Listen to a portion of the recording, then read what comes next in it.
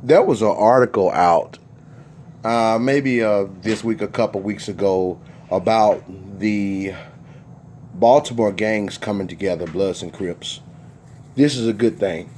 And I say to us in our community, black men and women, put down the violence, put down the guns, and stop hurting and harming each other. Stop doing it. Stop. Stop doing it. I've thought about this more times than once or twice. And I've been seeing that we at the Black Agenda and ADOS have gained traction to recondition each other in terms of community and for the greater good. And we need you to urgently understand, it's very urgent and imperative that we be a unit and stop harming each other and being angry and disdain with each other throughout the failure that we had to eat in the society. There's a failure that we ate. There's a failure that we're forced to eat. Now we come in an agenda to rectify in terms of that. This is bigger than you. However, you are affected by it. You are affected by it in mass numbers and in many areas. Being left without something to survive in a space which what it takes to survive causes a lot of failure and exploitation. You have been exploited in your communities by the insertion of drugs, which is called the term the war on drugs. It's exploited to the very extent of even people making music off of it, gangster rap, different things of sort, to come forth and to promote the idea of this terrible disaster, terrible behavior inside your communities and in the presence of your people, that you were open to such failure throughout denial of not being protected by government policy, going without your inheritance, not able to make a choice, not being anchored in any type of wealth, any type of power sector in the society. Every group has already done this. We are the only people that is in this country and in our nation that needs a revolution. That should tell you something. And that revolution is reparations. We can start there. That should speak volumes. Reparations is a widespread. It's not just a check. It's about the protecting of laws, being anchored in the history of the country, in the remembrance of respect. It's a historic event that the nation needs and moves by. The nation moves by wealth. America moves by wealth. Groups are anchored in wealth and in power sector throughout their history and their sufferings throughout the history of a great nation. So in terms of that happening, we have been forced to eat the failure of something great.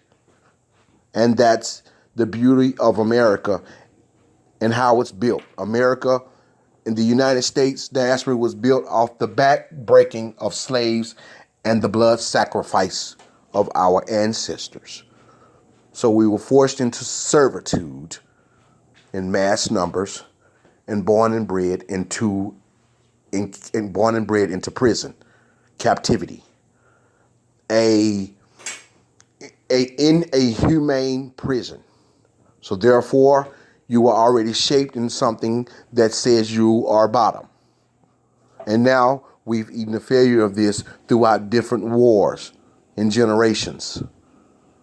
What we do is we stop here about the non respect and exchange by being disdained with what has happened and being exploited. So I say to you that you have a space to go to now to rectify. You have a space to go to. You have a space to go to actually recondition. We are out here. We got black pros that understand the science of our fight. We got the intellectual presence, and we got the grassroots and people who are respectful, and we recondition for the greater good. Warrior status. Warriors usually execute and succeed in terms of a fight, not just a fighter. And in terms of being a warrior, first you have to unite and be a united front. And this is a science. It's a community value. It's something bigger for the greater good, for yourselves, even in spaces where you cannot see, where you have been blind and there's been a smokescreen throughout your captivity and feudalism of economic wealth. Economically, well, you're still enslaved. In a sense that you have not obtained that you are owed. And that's protected class citizenship and your inheritances, our inheritance. This is something that a country has not gone without rectifying except for one group, and that's the descendants of slaves. We are important to this society and very valuable and have been. And now we understand that we are not to allow anybody or any group devalue the importance of us and our ancestors. And not to mention we're taxpayers and people who are already remembered in the history. We need it done in the right way, and that's through government policy and exchange, so that we have a right to business camaraderie equally exchanged as a people. We understand that we have dealt with problems in that area and highly unlikely to execute in terms of wealth and capital in the society. And other groups that don't even have a history in our nation have been using the things that we have put in effect in terms of the law. And that's 15th, 14th, 13th Amendment that were for slaves, and also the civil rights laws and affirmative actions and things that were kind of like, actually bombarded by other groups that's gone unprotected. And then when you show up, there's a problem with your own tangibles. And there's not very many tangibles that were put in place that you were able to receive. And that's why we have this substantial argument. This is a government issue. Therefore, you have more of a choice to actually exchange in your home, in the land which you built, in the land which you're anchored in your history is anchored in the land which you were forced to be in, and also bred and inbred too, throughout sufferings and inhumane crisis, chattel slavery. That was a big deal.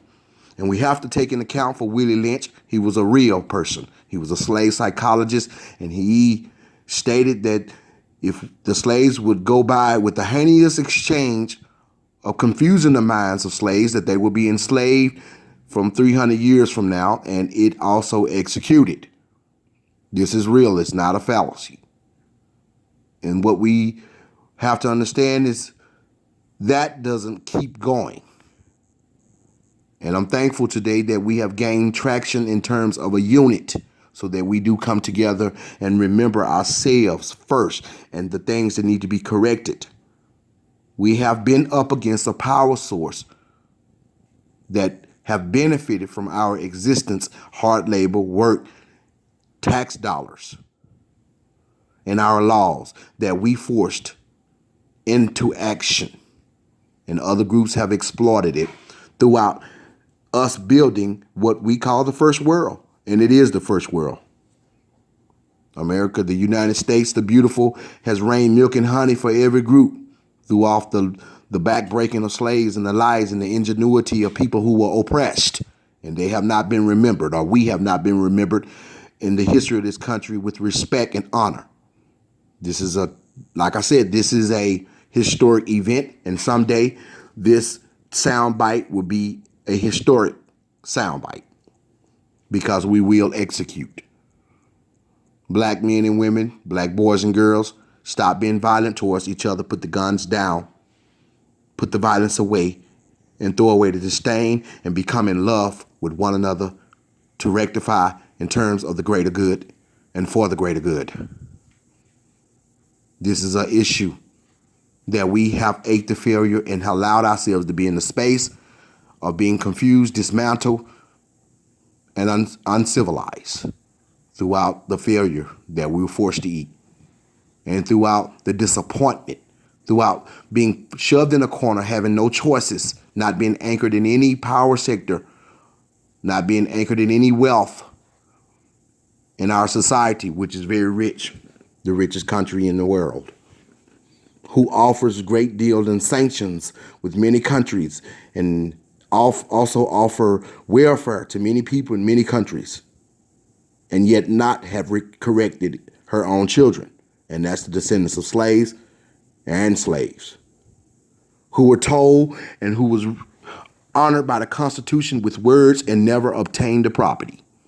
This is the peculiar atmosphere that we are in, that there are laws going unprotected and upheld due to us and our existence in our communities that have been formed into ghettos and hoods.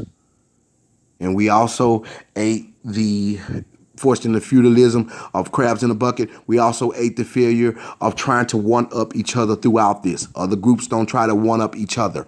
They are a unit. And if you look closely and strategically, you will find this to be truth. They are a unit. We are the only ones that have been divided through our conspiracy and even government conspiracy. Slavery was sanctioned by the United States. It was a law for us to be in the zoo and people throwing rocks or something or balls to actually play a game with. This is just one of the elements. So our history and our suffering is in the data. We should not have to go around shouting it, but we will as it pertains and as it's used for the greater good. So we as a people come forth today.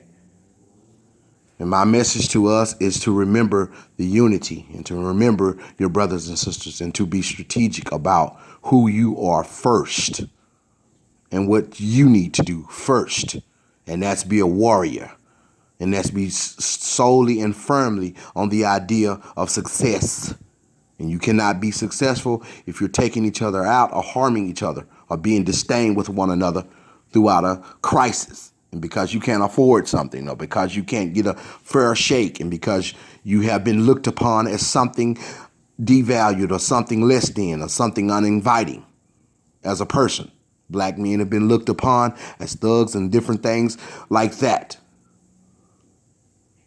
We understand. And we out here and we have to rectify in terms of a group. If you don't care about yourself, you cannot present yourself to any organization and anybody and expect to reciprocate loyalty and care when you don't do it. And we understand that that's been a problem and that's been part of the reason that we have been in this dysfunction is because of denial, neglect, and the failure we were forced to eat throughout slavery, Jim Crow, and the suffering of laws and other people.